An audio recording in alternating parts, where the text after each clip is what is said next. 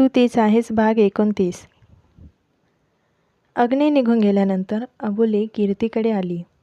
कीर्ती तेव्हा आरवसोबत कॉलवर बोलत होती. दर 1 तासाला तो तिला कॉल करत होता. ती त्याला सांगून थकली की कामावर लक्ष द्या, पण त्याचं कामापेक्षा तिच्याकडे जास्त लक्ष लागायचं. जशी अबोली आली तिने त्याला सांगितलं आणि कॉल कट केला. अबोली गालात हसली आणि तिच्याजवळ येऊन बसली.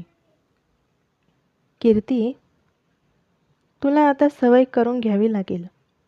कोणामुळे जर तुमच्या दोघांच्या रोमॅन्समध्ये अडथळा आला तर मात्र आरव चिडू शकतो. अबोली हसत म्हणाली.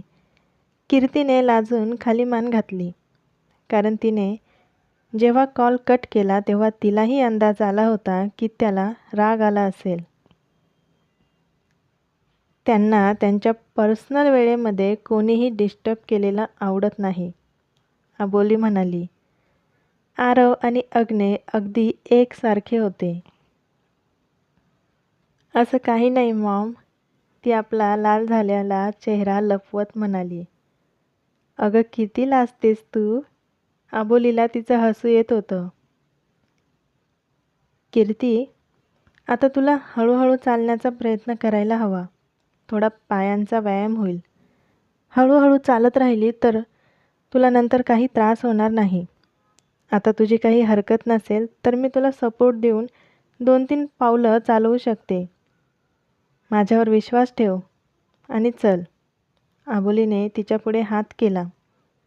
तिच्या कमरेला मोठी जखम झाल्यामुळे तिला चालण्यात प्रॉब्लेम येणार होता, असं डॉक्टरने आधीच सांगितलं होतं.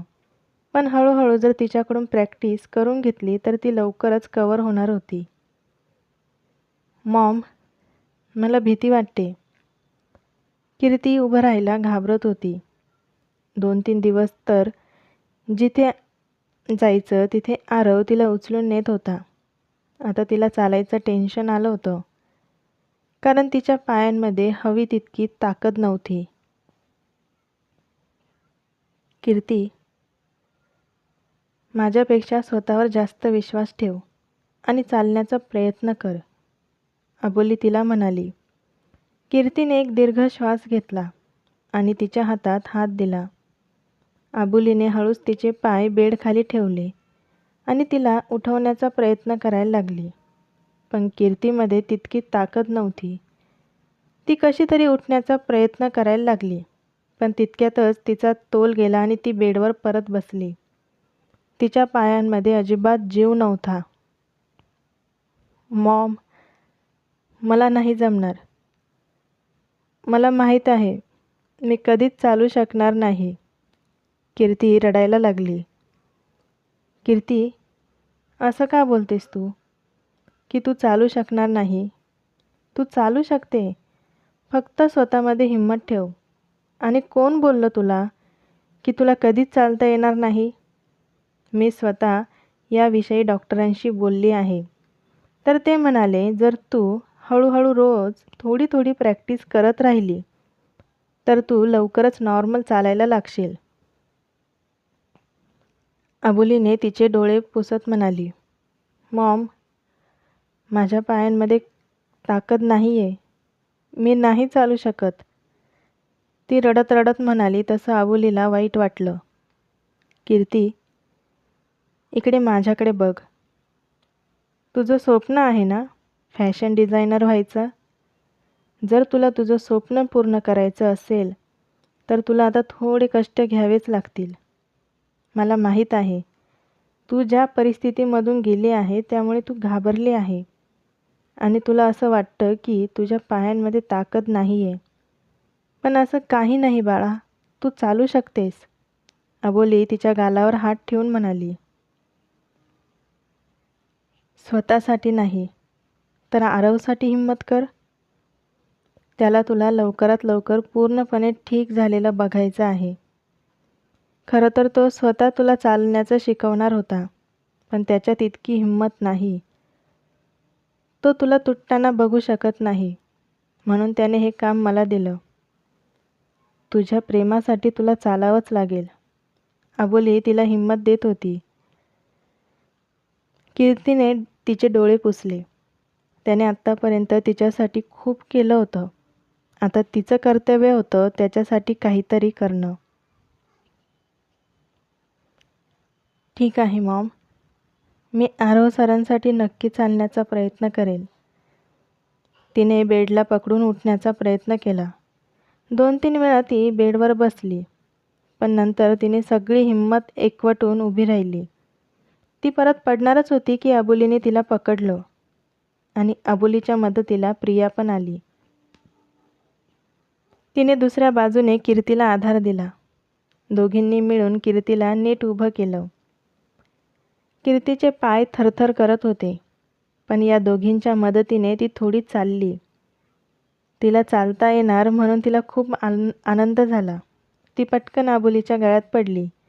अबोलीने तिच्या डोक्यावर हात ठेवला. मी बोलले होते ना, तू नक्की चालायला लागणार. उगाच काहीही विचार करत होती. आता रोज थोडी थोडी प्रॅक्टिस करायची. अबोली म्हणाली तशी ती हो म्हणाली. आज आम्ही दोघं होतो, उद्या फक्त आरव असेल, प्रिया तिची चेष्टा करत म्हणाली. संध्याकाळी आरव लवकरच घरी आला. जसं त्याला अबोलीने फोन करून कीर्ती चालायला लागली असं कळवलं, तसा त्याच्या आनंदाला पारावार उरला नाही. कधी एकदा तो त्याचं काम संपवतो आणि कीर्तीला भेटतो असं त्याला झालं होतं. तो घाईतच घरी आला आणि पटकन कीर्तीकडे गेला. कीर्ती, तो तिला आवाज देतच आत आला. त्याला बघून तिला खूप आनंद झाला. आरव तिच्याजवळ गेला आणि तिला आपल्या मिठीत घेतलं. कीर्तीने त्याला मिठी मारली. ती आज खूप खुश होती. I am so happy. तो तिच्या चेहऱ्यावर ओठ टेकवायला लागला. त्याला कसं थांबवावं तिला कळेना. तो खूप स्पीडने तिच्या संपूर्ण चेहऱ्यावर किस करत होता. मॉमने मला सांगितलं. मी स्वतःला रोखू शकलो नाही आणि पळतच तुझ्याकडे आलो. असं म्हणून त्याने तिच्या ओठांवर ओठ टेकवले आणि तिच्या ओठांवर तुटून पडला. कीर्तीने त्याला थांबवलं नाही. इतक्या दिवसापासून तो किती टेन्शनमध्ये होता ती बघत होती. आरवने तिचे ओठ सोडले आणि तिच्या गळ्यावर आपल्या प्रेमाची मोहर उमटवायला लागला. कीर्तीने दरवाजाकडे बघितलं तर दरवाजा उघडाच होता. तिने पटकन त्याला आपल्यापासून बाजूला केलं. आरवने तिच्याकडे बघितलं तर तिने फक्त इशाऱ्याने दरवाजाकडे बोट केलं. तसा तो हसला आणि तिच्या कपाळाला आपलं कपाळ लावलं. कीर्तीला तर कुठे तोंड लपवू असं झालं होतं. मिस्टर बीबी, आता तुमची मीटिंग आहे, इशिकाने आश्चर्याने विचारलं. कारण सकाळपासून त्याने 3 मीटिंग घेतल्या होत्या आणि ही 4थी होती. तो थकत नाही का असा विचार तिच्या मनात आला. जास्त वेळ नाही लागणार. तुझं वर्क टाईम संपला आहे. तुला जायचं असेल तर तू जाऊ शकते, तो म्हणाला. मी इथे फक्त तुमच्यासाठी आले आहे.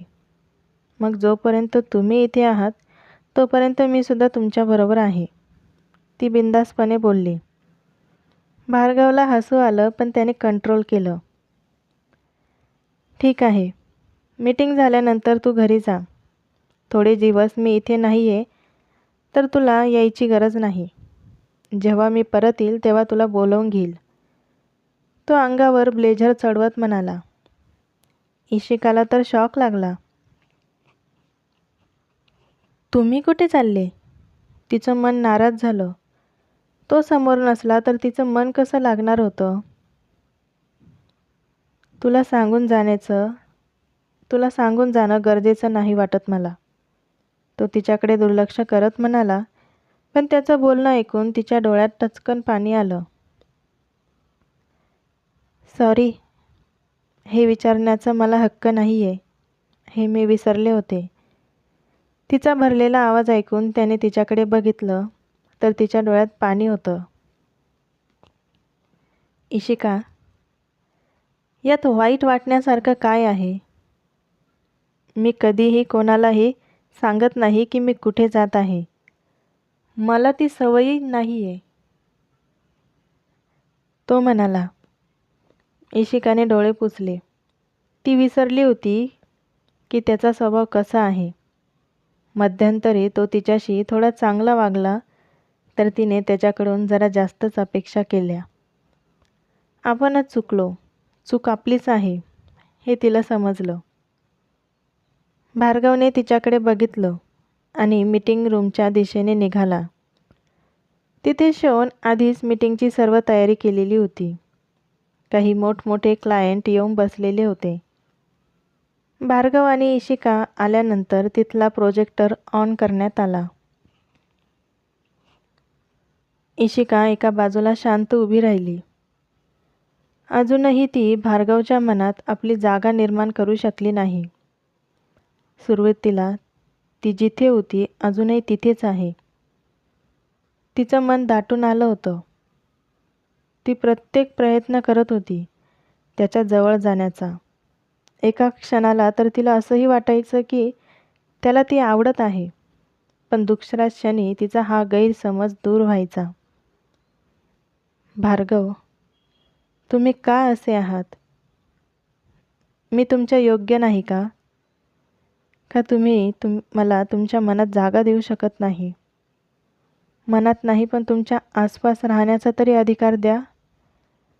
ती भरल्या डोळ्यांनी त्याला बघत होती, पण त्याचं सगळं लक्ष त्याच्या प्रोजेक्टरवर होतं. तो त्याच्या क्लायंटला माहिती सांगत होता.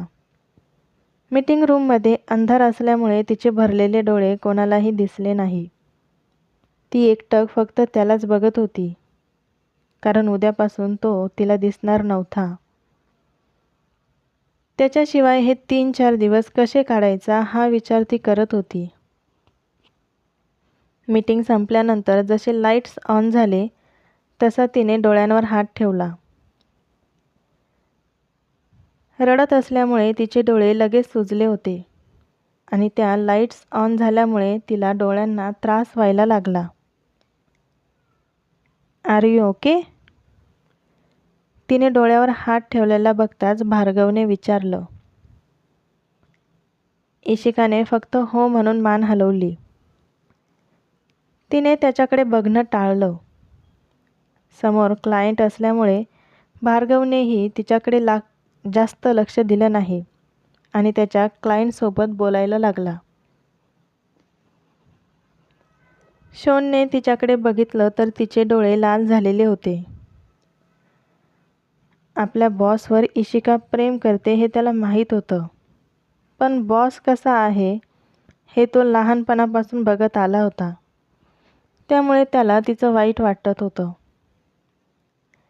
रात्री इशिका शांत शांत होती. कीर्तीला कळत नव्हतं तिला काय झालं आहे. इशिका थोड्या वेळ ईशानसोबत बोलून शांत उभी राहिली. कीर्ती केव्हाची तिलाच बघत होती, पण तिने तिला तिचा थोडा वेळ दिला. पण आता 2 तासाच्या वर होऊन गेलो तरीसुद्धा इशिका एक शब्दही बोलली नव्हती. म्हणून कीर्तीला राहवलं नाही. इशिका, काय झालं आहे? भार्गव सर परत काही बोलले का? तिला माहीत होतं इशिकाचा चेहरा पडला म्हणजे नक्कीच तो विषय भार्गव रिलेटेडच असेल. कीर्ती, मला मिस्टर बीबी समजण्याच्या पलीकडे आहे. कधी असं वाटतं की मी त्यांना आवडू लागली आहे आणि कधी असं वाटतं की हा निव्वळ माझा एक गैरसमज आहे. ते कसे आहे तेच मला अजून समजत नाही आहे. मला नाही वाटत मी त्यांच्या मनात माझी जागा निर्माण करू शकते. मी नाही त्यांचं मन जिंकू शकत. त्यांच्याकडून कधी तसा रिस्पॉन्सही येत नाही. ती उदास होऊन म्हणाली. इशिका, तू जरा गरजेपेक्षा जास्तच त्याच्या मागे लागलेली आहे. त्यामुळे त्याला तुझं महत्त्व समजत नाही आहे. माणसाला जर काही गोष्टी आयत्या मिळाल्या ना तर त्याला त्याची किंमत नसते. त्यामुळे इथून पुढे तू त्याला इग्नोर करायला सुरुवात कर.